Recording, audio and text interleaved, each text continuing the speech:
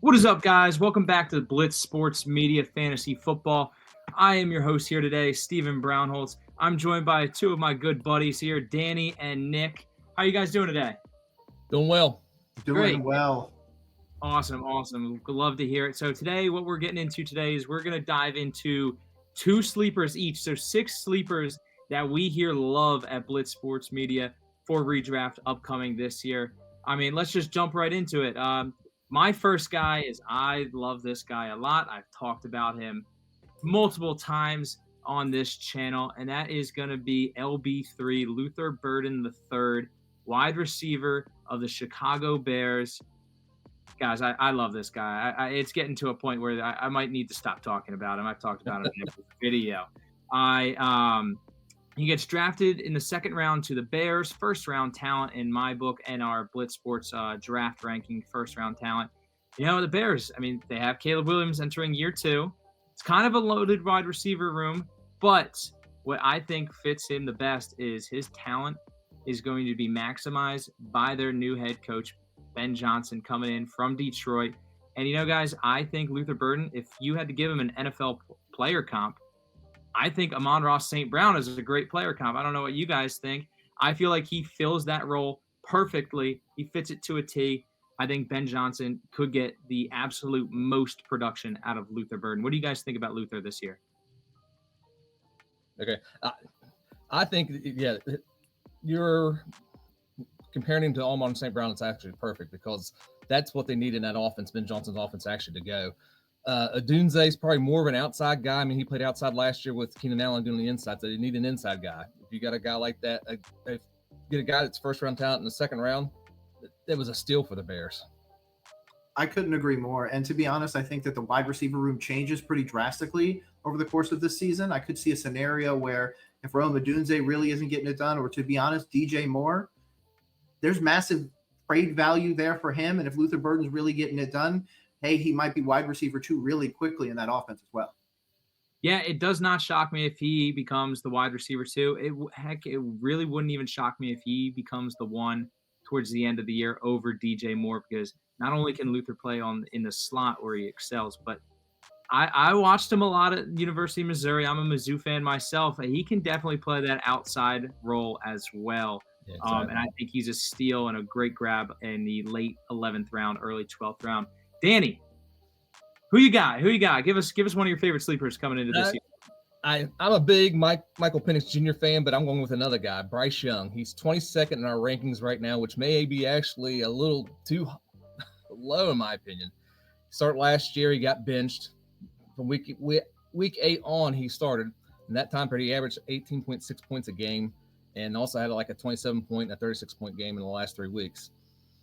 The difference maker, though, between him and Penix Jr. is it's his legs. Young ran for over 220 yards in his last 10 games, too, which may be the difference between those two if you're trying to pick a guy. Absolutely. Nick, you're our Panthers guy. What are your thoughts on Bryce Young entering this year? This is his year. I know people say it's make or break. It may not be truly make or break, but right now is Bryce's time to shine. He just got Teteroa McMillan in the draft. If anybody has the chance to break out in the NFC South besides Michael Penix, it's absolutely going to be Bryce Young. But to be honest, I'm a little hesitant on it. I just need to see the first game. Give me one win, and I'm 100% behind you. Yeah, absolutely. I enjoy Bryce Young coming to this year. I really like this quarterback class, so I feel like you can get a bunch of guys late.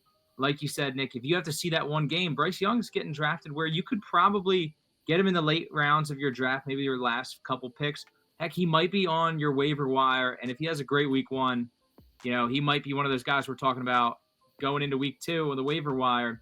You might be dropping a lot of fab on Bryce Young if you punted quarterback. So definitely a player to keep an eye on heading into the season. Nick, who you got? Who do you love this year? I'm going to give you a rookie first, okay? Nice little tight end down with the Jets, Mason Taylor. I'm super excited for him. I don't know if you guys have checked out Blitz's newest stuff, but we have rankings and everything. This dude ranks tight end 26, 210 overall in PPR. So you are able to wait on a guy like this. To be honest, the new OC with the Jets is going to make or break Mason Taylor. He is going and coming from the Ben Johnson head coaching tree. That's who he learned 2 years under. Their passing attack was because of this OC. So if anybody's going to be able to excel, it's the guy that was able to assist Sam Laporta. So Mason Taylor, I am big time on. And of course, the lineage, Jason Taylor, anybody know who he is? So if he's got some stuff, he's absolutely be able to do it at the next level. One of the things I want you guys to remember, in redraft, he's a late pick. In Dynasty, he is 21 and won't turn 22 until next May. So that is absolutely longevity-wise. He could be in that position for a very, very long time.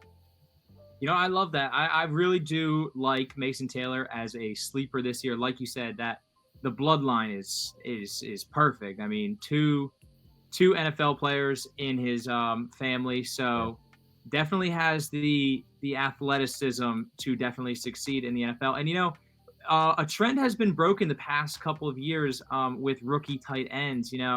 It usually the stigma was rookie tight ends, they're slow to start and then they catch on. There's a learning curve almost. It seems like that learning curve is kind of gone for tight ends nowadays. Like the days of the traditional tight end are gone. Tight ends now are more receiver than anything.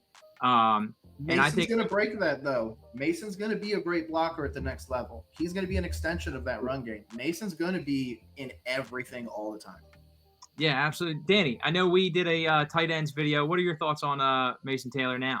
Love him. I still love him. I still haven't been able to get him in any leagues I've done already. And it drives me crazy because somebody picks him up before I get the chance. I'm trying to hold out, but I'm holding out too long.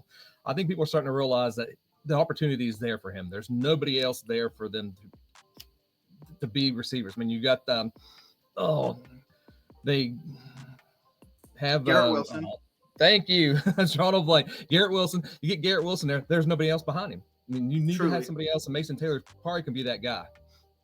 Absolutely. Yeah, you're talking about a wide receiver room with Allen Lazard and Josh Reynolds. Malachi Corley going to break anybody's roster? No. He has a possibility to have a very, very high target share. Yeah, Mason Taylor could definitely be number 2 in receptions and targets in that Jets offense. Now, talking about tight end, I'm going to give you guys my tight end that I love this year in fantasy redraft.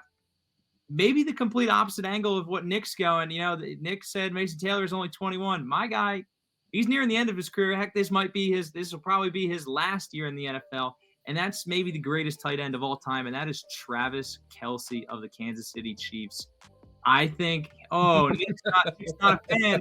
Nick, I'm going to convince you right now, all right? Last year was a down year for Travis Kelce, and he still finished with a pretty dang good season for a tight end. Like, you'd be happy with that. Now, it's where you drafted him is where you weren't happy with his production. So now, where are you getting Travis Kelce? You're getting him at the end of the 6th round, maybe even early mid-7th round. And now that is a bargain. Right there, you're drafting Travis Kelce at his floor. And if I know anything about Travis Kelce and his work ethic, and he's still paired with the best quarterback in the NFL, Patrick Mahomes, and that offense with Andy Reid drawing up the plays, they're going to be a high-powered offense. They're getting some guys back, which will help him. Rashee Rice coming back for a full season, hopefully. Year 2, Xavier Worthy, Hollywood Brown healthy. They are finally getting healthy. This offense will bounce back. And I think Travis Kelce, if I know anything about him, he's not content with how that season went last year. And he's going to come out hitting on all cylinders. I expect, I would not put it out of the realm of possibilities that Kelce has one more tight end 1 finish in him. Now, that may be a bold take, but if you're drafting him at his floor at the end of the 6th, early 7th round, it's a home run pick in my brain. I'm willing to reach on him in the 5th round. I really like Kelce this year. What are you guys? Nick, did I convince you a little bit? A little bit. I'm really loving the whole idea of running double tight ends. I used to do it for years. So the idea of having like a Brock Bowers and a Travis Kelce does really intrigue me. I do think that there's a lot of mouths to feed in Kansas City now. And though Travis Kelce is going to be a reliable target, I also think that his backups, Noah Gray and Jared Wiley, are also going to have to start getting some sort of target share. They're not just going to be able to dump it all on them next year. They're going to have to start doing that. And then they also brought in Jalen Royals as a rookie wide receiver. So there could be some potential issues there. But you're right. He is one of the best tight ends ever. I personally have Gronk as number 1, but Kelce is dominant. Kelce can win in the red zone. Kelce can make stuff happen with Patrick Mahomes. They've got like some weird like telepathy going on. But I'm just a little hesitant, but hey, in the 6th round, it's worth it. Exactly. Yeah, Exactly. exactly. Danny, what are your And thoughts? they brought him on slow last year too, which kind of helped as the season went on for him with his age and stuff. I mean, that by the end of the season, he was still, you had to have him in your lineup. He's going to produce. And they may do the same thing again. They got so many weapons there now with Pacheco coming back at running back right now, with Worthy having the year he had. Rice is supposed to come back and hopefully be healthy, what he was doing at the beginning of last year. They got mouths to feed. So Kelce doesn't have to be relied on being the number one guy, but he's still a number one guy because you've got a game plan for him. His size, he's not as fast as he used to be, but he's still a smart tight end who can get open for Patrick Mahomes. Absolutely. Exactly.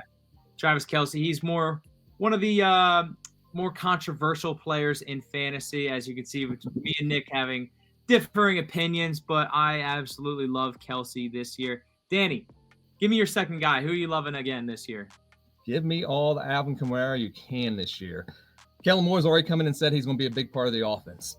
Last year, he missed 3 games and still had 68 receptions, which is pretty good when you had David Carr missing a third of the season. He's got basically guys that are third stringers on other teams throwing him the ball. His thing is he's a great receiver. I mean, with the young quarterbacks that they have right now, let's see who they have there. It's Shao and Riddler and maybe Hayner. Those guys, they're going to need some outlet guy to pass to, and Kamara's been doing it his whole career. He's going to do it again this year, and he's also going to get touches. I mean, Keandre Miller still hasn't really produced what they thought he could be, but so he's still going to be the number one guy in the offense, probably getting at least 60-70% of the snaps in that offense. Absolutely, absolutely. Nick, what are your thoughts on Alvin Kamara this year? Being in division and being a Panthers fan, of course, I want him to suck. But realistically, it's Alvin freaking Kamara. Come on. Yeah. So I really like the evaluation. I do think he's going to be able to really be a safety valve for Tyler Shuck, to be honest, because it doesn't look like Ritter's going to, or Rattler's going to take the job. Yeah. Not Desmond Ritter. Sorry. Different team. But he has so much potential. I do think that waiting in the wings with Neal and Miller, I don't think he has long-term, but if you're in a redraft league and you need a running back, you can't go wrong with Kamara any year, to be honest. Absolutely, absolutely. I personally love Alvin Kamara as much as you do, Danny, this year. I have him ranked as an RB1 right outside, right under. He's my RB11 this year, ahead of some guys that consensusly everyone has above. So I really do love Alvin Kamara this year because, like you said, he's so safe in fantasy. Exactly. He's just going to get 5-6 dump off passes, and that's all you need right there. He can salvage a game where he gets only 30 yards on the ground, 20 through the air with 5 catches. Boom. It's not the greatest thing in the world, but it's not killing you. That's the big thing, Kamara. Yep. So consistent, high floor, and honestly, he still has that high ceiling. If he gets a 80, 85 catch season, and he's always been a guy he'll go out and score touchdowns for you. So we all remember his 6 touchdown performance on Christmas Day. So I love Alvin Kamara this year. Now, Nick, round it out for us. Who's your last sleeper on your list here? I'm going to pick a guy that somebody tried to put to sleep permanently. Ricky Pearsall, wide receiver for the 49ers. I mean, the dude literally took a gunshot and still put up 400 yards on the season. There are wide receivers out there that played all the games that struggled to put up 400 yards. Ricky Pearsall had a single game, what was it, 8 for 10, 141 yards and a touchdown. He has the possibility to have an insanely high target share. And with Ayuk being injured, with Juwan Jennings possibly dealing with something, wide receiver 1 is not out of the question. No. And at Blitz's ranking in PPR of him at wide receiver 48 or 111th overall, you're talking about being able to get him very late. So with that, I mean, Pearsall is going to be easy. And again, if you're in Dynasty, pair him with Brock Purdy. They're going to be throwing balls to each other or catching balls and doing that whole thing for a very long time. Absolutely, absolutely. Danny, we were actually talking about this 49ers receiving room right before we started recording. What are your thoughts on Persall? I love him. I mean, he's going to be the guy. Like they said earlier that we're not going to have Ayuk at the beginning of the season because he's injured and stuff. But the thing is, though, Brock Purdy's throwing the ball. He's one of the most accurate quarterbacks in the league. He's going to get him the ball. I mean, he should what he could do with Juwan Jennings with a 3-touchdown game last year and the season before. So why can't he do it with Persall? Persall's got the size. He's got the leaping ability. And like coming back from a gunshot wound and doing what he did last year is absolutely incredible. Absolutely, absolutely. I'm on the fence with this one. You know, if Nick disagrees with me, I gotta disagree a little bit with Nick. That's okay. That's okay. That's what fantasy's all about. So I love Ricky Pearsall as a talent. He got the draft capital that he needed last year. They took him in the first round. You know, they get rid of Debo Samuel, and now's the time. I would not be surprised. I would gladly be wrong on this one. I would not be surprised, like you said, if Pearsall ends up taking over this wide receiver room. But it is a crowded wide receiver room. Yes, Ayuk might miss some time, but Brandon Ayuk is 1 year removed from coming off a just under 1,400 yard season. Brandon Ayuk is no slouch. Let's not forget about that. I am high on Ayuk. And Juwan Jennings, he's kind of the guy who stepped up last season when Debo wasn't performing. Ayuk goes down and wasn't performing. I mean, Kittle's going to perform regardless, but Juwan Jennings, he really stepped up last year. And, you know, all these guys are being drafted around the same spot, Jennings, Pearsall, and Ayuk. So the whole fantasy community is split on these guys. It's kind of take your horse and see who gets to the finish line first and who's going to be the wide receiver one of this room. I can't fault anyone for taking any of those three. And especially if you're playing Dynasty, I think Pearsall is the one you want to get for sure. He's going to be loaded with Purdy for a very long time. Guys, I had a great time talking about these guys. Definitely some guys to look out. Definitely some wide receivers, some tight ends, Alvin Kamara, some great names to look out for. Guys, if you enjoyed this video, like and subscribe to Blitz Sports Media. We'll be dropping all types of content throughout the offseason and heading into draft season. And then once the season hits, we are going to be locked in and grinding and getting you guys the best possible content. Check out our website for all our rankings, our expert rankings and tools and research that we work really hard on. Go check it out. Guys, have a great day. Later, guys. See ya.